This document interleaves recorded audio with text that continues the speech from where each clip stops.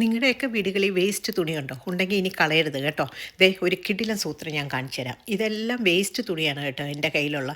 ഇത് ഞാൻ ശരിക്കും പറഞ്ഞാൽ കട്ട് പീസുകളാണ്. കളയാൻ വെച്ചിരുന്നതാണ് കേട്ടോ ഇതെല്ലാം. അപ്പോഴും അമ്മ ഇത് കണ്ടുപിടിച്ചു. അപ്പോൾ അമ്മ കളയാൻ സമ്മതിച്ചില്ല. ഞാനൊരു സൂത്രം കാണിച്ചു തരാമെന്ന് പറഞ്ഞു. അങ്ങനെ ഇതേ എടുത്ത് നമ്മൾ മുടി ഇങ്ങനെ പിന്നൂലേ, അതേപോലെ ഇത് കണക്ക് പിന്നി എടുത്തു. നീളമുള്ള തുണിയാണെങ്കിൽ ഒന്നാം തരമാണ് കേട്ടോ. ഇല്ലെങ്കിൽ നമ്മളിങ്ങനെ ജോയിൻ ചെയ്ത് എടുക്കണം. പിന്നെ എല്ലാം ഒരേ തിക്നെസ് ആയിരിക്കണം കേട്ടോ. പിന്നെ കനം കുറഞ്ഞ തുണിയാണെങ്കിൽ അതിൻ്റെ കൂടെ ഒന്നോ രണ്ടോ തുണി കൂടെ നമ്മൾ ജോയിൻ ചെയ്താൽ മതി. ഇതേ കണ്ടോ, ഇതേപോലെ അമ്മ ജോയിൻ ചെയ്താണ് എടുത്തിരിക്കുന്നത് കേട്ടോ. എന്നിട്ട് ഒരു സൂചിയും നൂലും എടുത്തിട്ട് അതിന് നമ്മളിങ്ങനെ റൗണ്ട് ഷേപ്പിലാക്കി നമുക്ക് ഇത് കണക്ക് സ്റ്റിച്ച് ചെയ്തെടുക്കണം.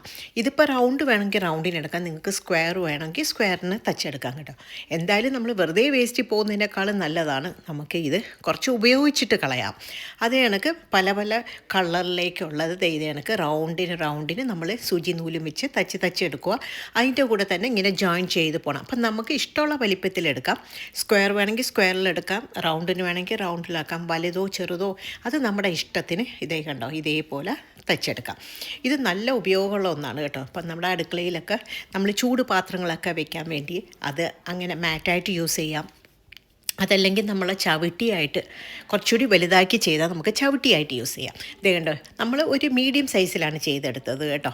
നല്ല ഒന്നാം തരമല്ലേ, വെറുതെ കളയുന്ന വേസ്റ്റ് തുണിയല്ലേ. അല്ലെങ്കിൽ നമ്മൾ ഇങ്ങനെ ഇത് കണക്കുള്ള നമ്മളെ പോട്ടൊക്കെ ഇതിൻ്റെ പുറത്തൊക്കെ വെക്കാം, നല്ല ഭംഗിയായിരിക്കും കാണാൻ. അപ്പം നിങ്ങളെല്ലാവരും ഒന്ന് ട്രൈ ചെയ്ത് നോക്കുക കേട്ടോ ഇത്.